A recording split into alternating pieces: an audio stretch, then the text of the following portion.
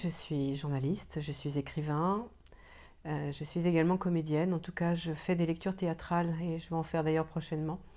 Et je suis l'auteur d'un 5e roman, Pour un peuple d'oiseaux, qui est sorti il y a à peu près 2 mois, aux éditions Abordables. Et ce livre est vecteur de quelque chose qui m'échappe un tout petit peu d'ailleurs, de réactions de lecteurs assez impressionnantes et de blogs littéraires qui s'en emparent. Ce livre raconte l'histoire d'un très vieil homme qui ne parle plus qu'aux oiseaux, d'où le titre. Et on va découvrir qu'en fait, c'était le plus grand chef d'orchestre de tous les temps. En tout cas, ça aurait dû l'être.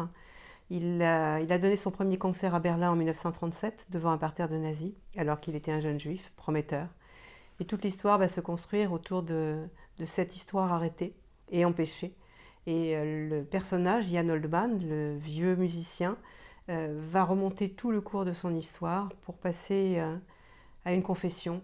Et cette confession-là va être déterminante pour faire passer la lumière qui était empêchée à travers un autre personnage qui sera sa rédemption. Et pourquoi ce livre est vecteur de rencontre? Parce qu'il va être à l'origine d'un grand projet que nous sommes en train de bâtir. En fait, moi, je suis une enfant de déportée. Toute ma famille est partie à Auschwitz et j'ai voulu faire de ce drame historique, j'ai voulu en faire une histoire universelle. C'est-à-dire partir d'un fait historique, la Shoah, et aller vers l'universalité, vers toutes les catastrophes, tous les génocides, et faire en sorte qu'être un enfant de survivants fasse de moi, et d'autres d'ailleurs, des porteurs de lumière.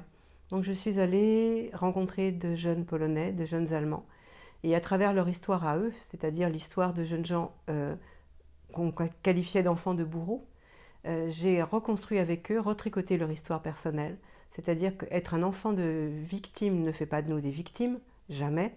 Et être un enfant de bourreau ne nous trace pas une histoire de bourreau, mais bien au contraire une histoire de porteur de vie et de germes, de petites graines.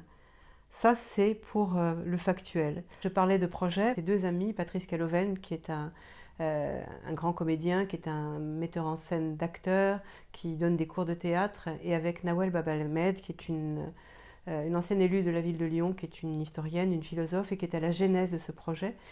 À la genèse parce qu'en ayant lu mon livre, elle s'est rendue compte qu'il y avait quelque chose à faire avec nous trois sur cette transmission de quelque chose qui n'est pas de l'ordre du littéraire dans ces cas-là, mais de l'ordre du fait historique, c'est-à-dire partir de l'histoire. On parlait des textes d'Hannah Arendt, mais il y en aura d'autres.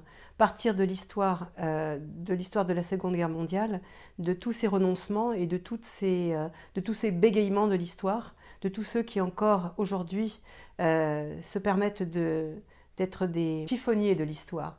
Je parle des négationnistes, je parle des révisionnistes, je parle de tous ceux qui voudraient faire de ce monde une tragédie pour des raisons fumeuses. Nous voudrions leur opposer une vision claire de ce que par l'art on peut produire. Voilà. Comment des artistes, comment des philosophes, comment des comédiens, comment des écrivains peuvent penser le monde différemment et offrir une alternative à cette jeune génération vers laquelle moi j'essaye modestement de semer des graines. Ce livre va être vecteur, je pense, de cette transmission-là.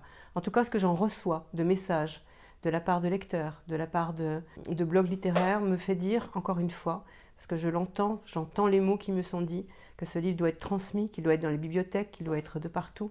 J'entends que j'ai produit quelque chose sans me rendre compte qui est en train de me dépasser. Et ça, c'est magique. C'est vraiment extraordinaire. C'est la puissance et la force des mots. On dit toujours que les lettres sont porteuses d'une vibration. Eh bien, je suis en train d'y croire parce que ce livre-là est en train de me dépasser. Ce que je souhaiterais, nous ne sommes que des semeurs de graines.